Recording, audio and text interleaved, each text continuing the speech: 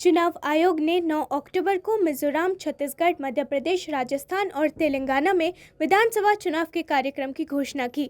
मिजोरम में 7 नवंबर, छत्तीसगढ़ में 7 नवंबर और 17 नवंबर, मध्य प्रदेश में 17 नवंबर, राजस्थान में 23 नवंबर और तेलंगाना में 30 नवंबर को चुनाव होंगे। सभी राज्यों में वोटों की गिनती 3 दिसंबर को होगी। चुनाव की तारीखों की घोषणा मुख्य चुनाव आयुक्त राजीव कुमार ने यहां एक प्रेस कॉन्फ्रेंस में की। 5 राज्यों में से छत्तीसगढ़ में 2 चरणों में मतदान होगा। Mizoram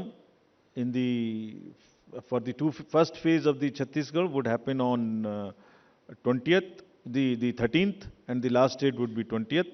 Date of poll being 7th November, and for phase 2, 17th November. In Madhya Pradesh, this coincides with the second phase of Chhattisgarh, and date of poll would be 7th November. So, first Mizoram and the first phase of Chhattisgarh, then second phase of Chhattisgarh and one phase in Madhya Pradesh. Thereafter, Rajasthan. Delhi में वायु प्रदूषण की स्थिति पर बोलते हुए आम आदमी पार्टी की मुख्य राष्ट्रीय प्रवक्ता प्रियंका कक्कड़ ने 9 अक्टूबर को कहा कि दिल्ली में हवा की गुणवत्ता पिछले 8 वर्षों में सबसे अच्छी रही है। प्रियंका कक्कड़ ने कहा 2022 में दिल्ली में वायु गुणवत्ता में 8% का और सुधार हुआ है। 2023 में ये सुधार 31% तक पहुंच गया है। एक रिपोर्ट के मुताबिक पिछले 8 सालों में कोरोना काल को छोड़कर पिछले साल दिल्ली में हवा की गुणवत्ता सबसे अच्छी रही। का जो हार्वेस्टिंग और सोइंग पीरियड होता है वो सुनिश्चित किया हुआ है एक एक्ट के तहत। इसके बाद जो क्लाइमेट चेंज देखने को मिल रहा है लगातार, उससे क्या हुआ कि ये जो विंडो है राइस को हार्वेस्ट करने की और वीट को सो करने की, ये और कंप्रेस हो गई और कम हो गई, जिस वजह से फार्मर्स अपनी वीट सो करने के लिए पराली को जला देते हैं। और वो ऐसा क्यों करते हैं? क्योंकि पिछली सरकारों ने ही उनको ये ज्ञान दिया था कि पराली जला देनी चाहिए। तो सबसे पहले भगवंत मान जी की सरकार ने अवेयरनेस प्रोग्राम्स चलाए जो पिछले 1 साल से युद्ध स्तर पर चल रहे हैं। इसमें 4000 वॉलंटियर्स हैं जो हम किसान मित्र बुलाते हैं। ये हर डिस्ट्रिक्ट, हर स्टेट लेवल पर जाकर किसानों को बताए, ऑप्शंस बताए कि सरकार उनके लिए क्या क्या कर रही है, कौन सी मशीनरी अवेलेबल है और पराली जलाना कैसे हार्मफुल है। और उन्होंने सुना, जब उनको पता ही नहीं था वो भी क्या करते बेचारे, उन्होंने सुना। और हमने अरविंद केजरीवाल जी की सरकार ने, भगवंत मान जी की सरकार में इसमें 2 तरह के मेजर्स इस बार यूज में है। एक है इन सीटू और एक है एक्स सीटू। इन सीटू जैसा आप जानते हैं वो मेजर्स हैं जो ऑन साइट ही पराली का समाधान करेंगे।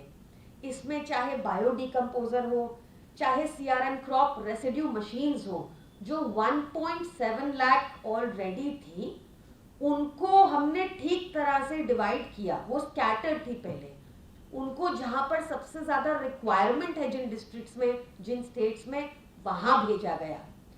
उसके बाद 24,000 मशीन्स हमने और प्रोक्योर कर ली हैं, जिसके लिए एप्लीकेशंस आ चुकी हैं। आगामी CWC बैठक के लिए कांग्रेस की शीर्ष निर्णय लेने वाली संस्था की 9 अक्टूबर को दिल्ली में बैठक हुई। कांग्रेस नेता सुखजिंदर सिंह रंधावा ने बैठक के बारे में जानकारी दी और कहा कि पार्टी आगामी चुनावों के लिए रणनीति और कर्तव्यों की नियुक्ति पर चर्चा करेगी। कांग्रेस नेता ने कहा, CWC की बैठक में हम अपनी रणनीति पर चर्चा करेंगे कि हम क्या करने जा रहे हैं, कैसे करेंगे और आगामी राज्य चुनावों के लिए किन नेताओं को जिम्मेदारी मिलेगी। मीटिंग है तो क्योंकि आप प्रभारी भी हैं, आप क्या कोई खास रिपोर्ट लेकर आप देखिए, वो जो जब CWC की मीटिंग हुई वो पूरे किया, वो पूछेंगे स्टेट की, हम बात भी बताएंगे कि कैसी हमारी क्या रणनीति है, क्या हम करने जा रहे हैं, कैसे करेंगे, क्या कौन कौन सी मीटिंग करेंगे, किन किन लीडरों की वो ड्यूटी लगाएंगे, वो सभी के बारे में चर्चा। भारत निर्वाचन आयोग 9 अक्टूबर को 5 राज्यों में आगामी विधानसभा चुनावों के कार्यक्रम की घोषणा कर ली है। छत्तीसगढ़ में आगामी विधानसभा चुनावों पर डिप्टी सीएम टीएस सिंहदेव ने राज्य सरकार की उपलब्धियों पर टिप्पणी की और कहा कि सबसे बड़ी समस्या छत्तीसगढ़ में नक्सलवाद और सत्तारूढ़ सरकार थी। पिछले 5 वर्षों में नक्सली गतिविधियों पर नियंत्रण किया है। उप मुख्यमंत्री टीएस सिंहदेव ने कहा कि अगर सरकार को पता है कि कुछ होने वाला है और वे कार्रवाई नहीं करती है तो ये सरकार की जिम्मेदारी है, लेकिन जब कोई विकृत मानसिकता वाला व्यक्ति ऐसे अपराध करे तो कौन सी सरकार इसका अनुमान लगा सकती है। मुझे लगता है कि नागरिक इतने समझदार है कि वो किसी एक व्यक्ति के कदाचार को पूरी सरकार से नहीं जोड़ेंगे। उसी समय उज्जैन की एक घटना सामने आई थी। तो ये जो घटनाएं हैं ये सरकार से कम और विकृत मानसिकता किसी व्यक्ति की होती है उससे ज्यादा जुड़े हुए रहते। सरकार के दायरे की सीधी ये बात नहीं रहती। आपको मालूम है कि कुछ होने वाला है और आप सरकार की जिम्मेदारी संभाल रहे हैं और आप कुछ नहीं करते हो तो राष्ट्रपति द्रौपदी मुर्मू ने राष्ट्रपति भवन में कॉलेज एमए की छात्रा और एनएसएस स्वयंसेवक संजना सिंह को एनएसएस पुरस्कार प्रदान किए। संजना सिंह को ये सम्मान सड़क सुरक्षा, साइबर अपराध, कल्याण कार्यक्रम प्रचार और पर्यावरण स्वच्छता जैसे सामाजिक मुद्दों में उनके उत्कृष्ट योगदान के लिए दिया गया। एएनआई से बातचीत में संजना सिंह ने अपना सफर साझा किया। उन्होंने ये भी बताया कि ये पुरस्कार उनके लिए कितना महत्व रखता है। एएनआई से बात करते हुए संजना सिंह ने कहा, ये मेरे और मेरे परिवार के लिए वास्तव में गर्व का क्षण है। हमने ये सुनिश्चित किया कि सरकार की नीतियों को सामान्य लोगों तक पहुंचाया जाए। यह पहली बार था जब किसी महिला को ये पुरस्कार दिया गया। ये एनएसएस में 40 लाख वॉलंटियर्स हैं जिसमें से 30 लोगों का चयन हुआ था। उन 30 में से उत्तर प्रदेश में से एक मेरा चयन और मेरे एक मित्र हैं उनका चयन हुआ था, हम 2 लोगों का। एमजेपी आरयू यूनिवर्सिटी में पहले भी ये राष्ट्रपति अवार्ड आ चुका है। ये पहला महिला का अवार्ड है।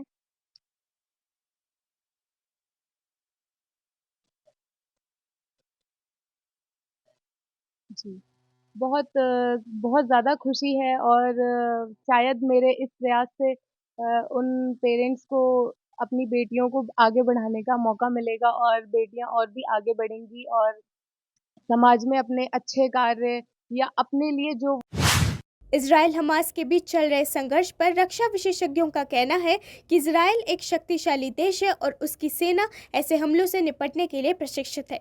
विशेषज्ञों का ये भी राय थी कि इजराइल फिलिस्तीनी इस्लामिक जिहाद और हिजबुल्लाह को आसानी से खत्म करने में सक्षम है। अंतर्राष्ट्रीय मामलों और रक्षा विशेषज्ञ मेजर जनरल संजय सोई ने एएनआई को बताया कि हमास ने गजा पट्टी से इजराइल पर 5000 से अधिक रॉकेट दागे, जिससे निश्चित रूप से इजराइल आश्चर्यचकित हो गया होगा।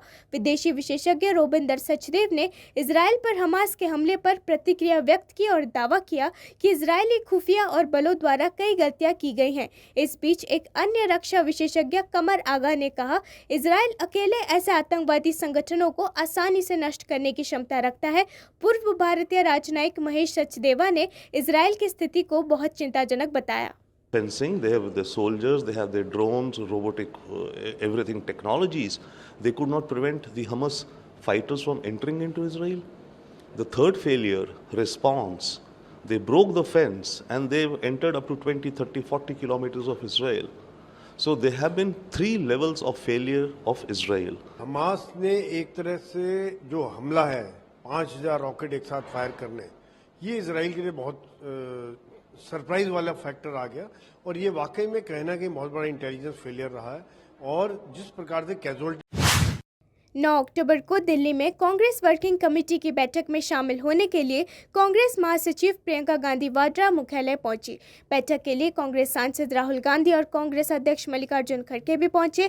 बैठक के लिए हिमाचल प्रदेश के मुख्यमंत्री सुखविंदर सिंह सुक्खू भी एआईसीसी मुख्यालय पहुंचे। ये बैठक आगामी चुनावों के लिए चुनावी रणनीतियों से लेकर जाति आधारित जनगणना और महिला आरक्षण अधिनियम तक विभिन्न मुद्दों पर चर्चा के लिए आयोजित हुई थी। सुखजिंदर सिंह रंधावा ने कहा, सीडब्ल्यूसी की बैठक में हम अपनी रणनीति पर चर्चा करेंगे कि हम क्या करने जा रहे हैं, हम इसे कैसे करने जा रहे हैं और आगामी राज्य चुनावों के लिए किन नेताओं को जिम्मेदारी मिलेगी।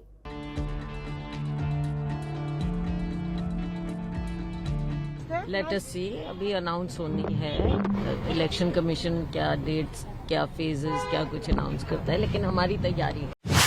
गाजा में हमास आतंकी समूह पर इजराइल के सबसे घातक जवाबी हमले के बाद किसी को भी नहीं बख्शा गया है। इजराइल और हमास आतंकवादी समूह के बीच संघर्ष बढ़ने से कम 1100 लोगों की जान चली गई। हमास के अचानक हमले के बाद इजराइल द्वारा घातक मिसाइलें दागे जाने के बाद गाजा में सैकड़ों निर्दोष लोगों की जान चली गई। सबरीन अबू दका नाम की एक गाजा जीवित बची महिला ने इजरायली जवाबी कार्रवाई में अपने 3 बच्चों को खो दिया। सबरीन ने कहा कि उसने मलबे के नीचे से अपने बच्चों को बुलाया, लेकिन कोई जवाब नहीं मिला। हमास के हमले के तुरंत बाद गाजा पर इजरायली हवाई हमले शुरू हो गए और समूह के प्रशिक्षण शिविरों को नष्ट करते हुए रात भर जारी रहे। फिलिस्तीनी स्वास्थ्य मंत्रालय ने बताया कि कम से कम 313 फिलिस्तीनी मारे गए और लगभग 2000 घायल हुए हैं।